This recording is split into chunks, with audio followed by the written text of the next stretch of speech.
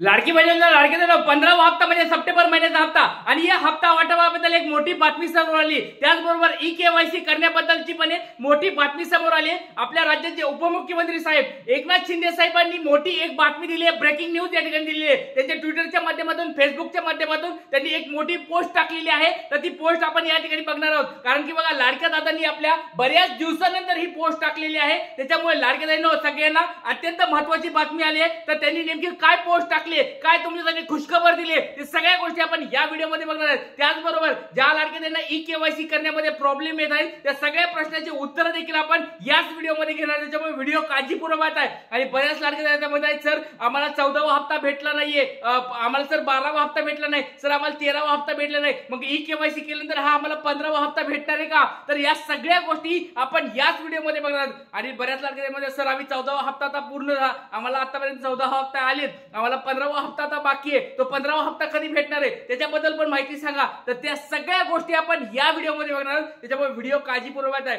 आणि लाडक्यांना एक छोटा प्रश्न विचारतो सर्वांना, तुम्ही ई-केवायसी केली आहे का? कोणत्या कोणत्या लाडक्यांनी सक्सेसफुली, परत सांगतो सक्सेसफुली म्हणजे यशस्वीरित्या कोणत्या कोणत्या लाडक्यांनी ई-केवायसी केली आहे? पटपट सर्वांनी कमेंट बॉक्स मध्ये आपलं नाव सांगायचंय, जिल्हा सांगायचंय आणि तुम्ही ई-केवायसी केली आहे का नाही पटकन कमेंट बॉक्स सांगायचं। चला वेळ न घालता व्हिडिओला सुरुवात करूया। 15वा हप्ता म्हणजे सप्टेंबर महिन्याचा हप्ता, ई-केवायसी करण्याबद्दलची एक मोठी बातमी समोर आली आहे। हप्ता तुम्हाला मिळणार आहे। ई-केवायसी करणाऱ्या लाडक्यांना बघा, ज्यांचे हप्ते बंद झालेत 12वा 13वा हप्ता 14वा हप्ता ज्यांना भेटला नाही, ई-केवायसी पटपट करून घ्या। आणि जर तुमचं आधार कार्ड त्या ठिकाणी दिसत असेल, आधार कार्ड टाकून तुम्हाला जर ओटीपी येत असेल म्हणजे तुम्ही पात्र आहात। एक महत्त्वाची बातमी तुम्हाला दिली लाडक्यांनो, ही बातमी तुम्हाला कोणीच सांगणार नाहीये। 12वा हप्ता ज्यांना भेटला नाही, 13वा हप्ता ज्यांना भेटला नाही, ज्या लाडक्याताई या ठिकाणी अपात्र ठरल्या होत्या, ज्या लाडक्याताईंना 12वा 13वा 14वा हप्ता भेटला नाहीये, पण त्यांची ई-केवायसी जर सक्सेसफुली होत असेल तर लाडक्याताईंनो अभिनंदन, कॉंग्रॅच्युलेशन, तुम्हाला पुढचे हप्ते चालू होणार आहेत, कारण की तुम्ही पात्रतेमध्ये आलात। कारण की लाडक्यांनो एक कंडिशन लक्षात ठेवा, जर तुमचं आधार कार्ड त्या ठिकाणी ते घेत असेल ई-केवायसी करण्याच्या वेळेस म्हणजे तुम्ही पात्र आहेत। त्याच्यामुळे लाडक्यांनो ही महत्त्वाची बातमी तुम्हाला दिलेली आहे। व्हिडिओ काळजीपूर्वक आहे, अशाच रूपाच्या अजून बातमी येणार आहे, व्हिडिओ काळजीपूर्वक आहे।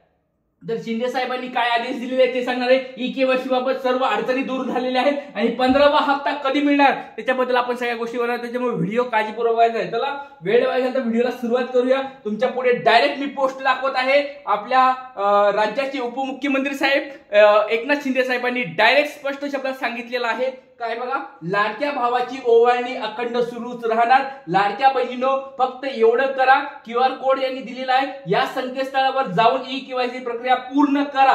तर लाडक्या बहिणीनो बघा एक महत्त्वाची बातमी समोर आलेली आहे। एकनाथ शिंदे साहेबांनी एक मोठी ट्विटरच्या माध्यमातून, फेसबुकच्या माध्यमातून रिपोर्टरला बोलताना सांगितलं आहे, आमची ही लाडकी बहीण योजना चालूच राहणार आहे आणि ही भाऊबीज असेल किंवा ही त्यांची जी ओवाळणी असणार आहे ती ओवाळणी चालूच राहणार आहे। बघा आता दिवाळीच्या वेळेस काय असणार आहे, भाऊबीज असणार आहे आणि भाऊबीजीच्या वेळेस या ठिकाणी चांगलं गिफ्ट तुम्हाला भेटू शकते। तर लाडक्यांनो सगळ्यांनी ई-केवायसी पटपट करून ठेवा, कारण शिंदे साहेबांनी एकदा बोललं की त्या करतात, सगळ्यांना माहिती आहे। त्याच्यामुळे आणि ही लाडकी बहीण योजना चालू करण्यासाठी पण त्यांचा सगळ्यात मोठा हात आहे। त्याच्यामुळे लाडक्यांनो सर्व लाडक्यांना एक विनंती आहे, त्यांनी सांगितलं आहे ई-केवायसी करून घ्या, तुमची ओवाळणी चालू राहणार म्हणजे राहणार। ज्या लाडक्यांना 12वा 13वा हप्ता भेटला नाही, 14वा हप्ता भेटला नाही, त्या लाडक्यांनी लवकरात लवकर ई-केवायसी करून घ्यायची आहे। आणि कोणत्या चुका करू नका, ही गोष्ट लक्षात ठेवा।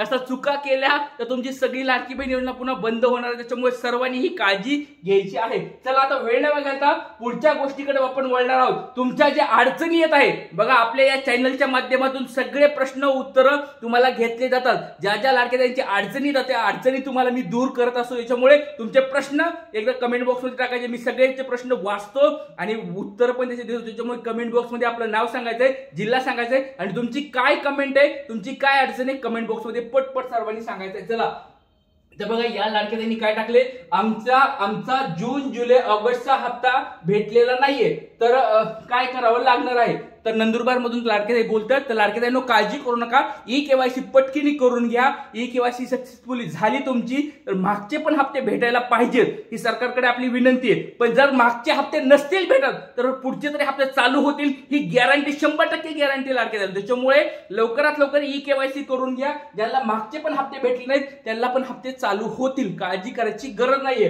पुढचा आहे, मी फॉर्म वडिलांच्या नावाने भरला होता, आता लग्न झालं आहे तर पतीच्या नावाने ई केवायसी करायची आहे का? तर लक्षात घ्या लाडकेताईंनो, खूप सुंदर प्रश्न आहे. एक सर्व लाडकेताईंनी इकडे लक्ष द्या, खूप सुंदर स्वरूपाचा प्रश्न विचारलाय. लाडकेताईंनी प्रश्न विचारलाय, सर मी ज्यावेळेस लाडकी बहीण चालू केली होती, लाडक्या बहिणीचं हमीपत्र भरलं होतं, त्यावेळेस मी वडिलांच्या नावावर या ठिकाणी त्यांचं रेशन कार्ड दिलं होतं, त्यावेळेस मी या ठिकाणी वडिलांच्या नावावर मी फॉर्म भरला होता. तर यावेळेस मी नेमकं काय करू? वडिलांचं भरू का लग्न झाले म्हणून पतीचं भरू आधार कार्ड, का नेमकं काय करू? तर लक्षात घ्या लाडकेताईंनो, यावेळेस त्यांनी आता मागचा जो जी आर आहे त्याच्याबद्दल मी सांगतो.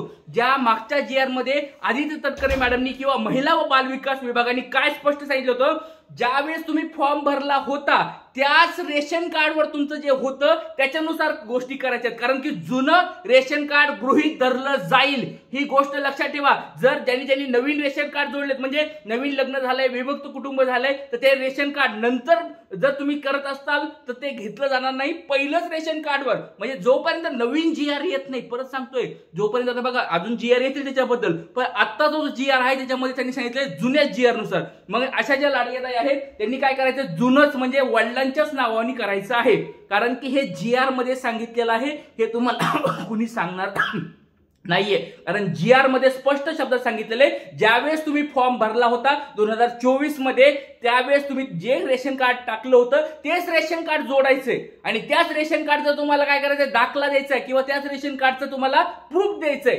नवीन जर रेशन कार्ड असतील ते गृहीत धरले जाणार नाहीत, ही गोष्ट लक्षात ठेवा.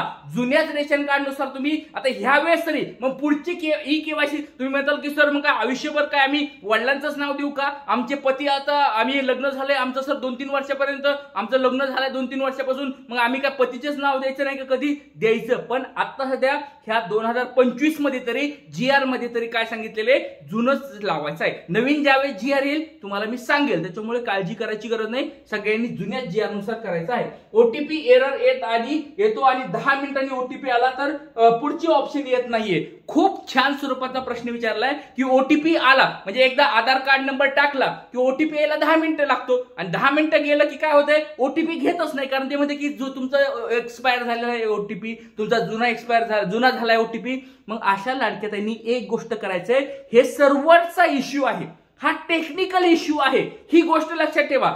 ज्यावेळेस तुम्हाला असा प्रॉब्लेम होतोय तर त्या दिवसाला थांबायचे, परत ओटीपी जनरेट करू नका, कारण की त्याच्या लिमिट असतात. लक्षात घ्या लाडकेताईंनो, असं पण करत बसू नका, ओटीपी टाकला आधार कार्ड घेतला ओटीपी, का टाकला आधार कार्ड घेतला ओटीपी, असं करत बसू नका. कारण ओटीपी आधार कार्डून ओटीपी मेसेज येण्याचे पण काही लिमिट्स आहेत. तुम्ही जर त्या लिमिट संपवल्या तर तुम्हाला आधार कार्डवरून परत ओटीपी यायचं बंद होईल, त्या काही 1 दिवसासाठी 2 दिवसासाठी. त्याच्यामुळे कमीत कमी ओटीपी आपल्याला यूज करायचे आहेत. त्याच्यामुळे अशा लाडक्याताईंनी रात्री फॉर्म भरायचा आहे. तुम्हाला मी पहिल्या दिवसापासून सांगतो लाडक्याताईंनो, असं जर सर्व्हर डाऊन असेल तुम्हाला त्याच्यावर मी उत्तर देणारा पहिला माणूस आहे महाराष्ट्रामध्ये. बघा सगळ्यात अगोदर मी याचं उत्तर दिलं होतं की ओटीपीचं काय करायचंय, कारण मी स्वतः सॉफ्टवेअर इंजिनियर आहे, मला सगळ्या गोष्टी माहिती, हे टेक्निकल आम्ही दररोज हँडल करतो. त्याच्यामुळे सर्व्हर वगैरे काय असतं ते तुम्हाला मी सांगत नाही, एवढं जास्त डिटेल्स जात नाही. पण लक्षात घ्या, जर तुम्हाला अशा गोष्टी प्रॉब्लेम येत असतील तर संध्याकाळी रात्री 11च्या नंतर वगैरे अशा गोष्टी तुम्ही करा, ई केवायसी करून घ्या, तुमचा प्रॉब्लेम सॉल्व्ह होईल, कारण त्यावेळेस सर्व्हर डाऊन नसते. ही गोष्ट लक्षात ठेवा. पुढचा आहे, सर बँकमध्ये जाऊन केलं तर चालेल का? तर लक्षात घ्या, आता लाडकेताईंचा प्रश्न आहे की सर ई केवायसी ही बँकेमध्ये जायची का? लक्षात घ्या, हात जोडून विनंती लाडकेताईंनो, ही लाडक्या बहिणीची ई केवायसी आहे आणि बँकेची डीबीटीची ई केवायसी वेगवेगळी आहे. त्याच्यामुळे डीबीटीची ई केवायसी बँकेत जाऊन करायची आणि ही लाडक्या बहिणीची ई केवायसी लाडक्या बहिणीच्या वेबसाईटवर करायची आहे. डायरेक्ट सोपं उत्तर तुम्हाला देत आहे. सर केवायसी पूर्ण झाली आहे पण जून पासून हप्ता मिळाला नाही, तर जून जुलै ऑगस्ट चालेल. लाडकेताईंनो, आता तुम्ही ई केवायसी केलं, तुमचं काम संपलेलं आहे. आता गव्हर्नमेंट त्याच्यावर अपडेट तुमच्या लिस्ट करेल आणि तुम्हाला पुढचे हप्ते देऊन टाकेल, काळजी करायची गरज नाही. पुढचं, थँक्यू दादा, मी तुमचं व्हिडिओ पाहून ई केवायसी केली. खूप खूप धन्यवाद लाडकेताईंनो, चांगली तुम्हाला माहिती मी देत असतो. ज्या ज्या लाडकेताई नवीन आले असतील त्यांच्यासाठी सांगत आहे. आता बघा सगळ्यात महत्वाचा प्रश्न आता या ठिकाणी येत आहे, माझे वडील होते तेव्हा हा आधार कार्ड नव्हता, मग आम्ही काय करायचं? मी विधवा आहे, माझ्या नवरा पण नाहीये, वडील पण नाहीयेत, मग आम्ही कोणाचा आधार कार्ड क्रमांक टाकायचा?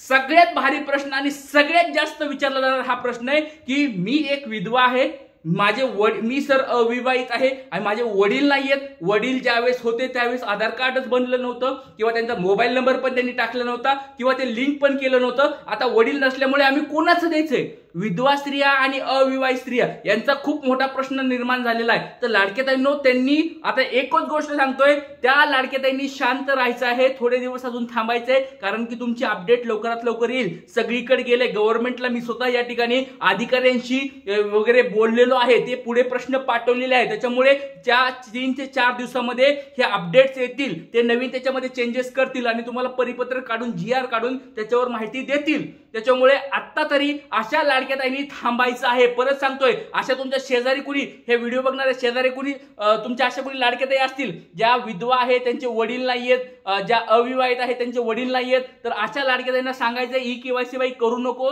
2 महिने अजून आपल्याकडे वेळ आहे, 4-5 दिवस नवीन GR आल्यानंतर कर, अशा स्वरूपाचा त्यांना संदेश द्यायचा आहे. आपल्या सगळ्या लाडक्याताईंना, महाराष्ट्रामधल्या सगळ्या लाडक्याताईंना आपल्याला मदत करायची, त्याच्यामुळे सर्वांनी हा मेसेज जास्तीत जास्त शेअर करायचा आहे आणि व्हॉट्सअपला सगळ्या ग्रुपला टाकायचा आहे, स्टेटसला ठेवायचा आहे आणि जास्तीत जास्त हा व्हिडिओ शेअर करा, कारण की सगळ्या लाडक्याताईपर्यंत हा संदेश जायला पाहिजे. जय हिंद, जय महाराष्ट्र, जय शिवराय, श्री गुरु.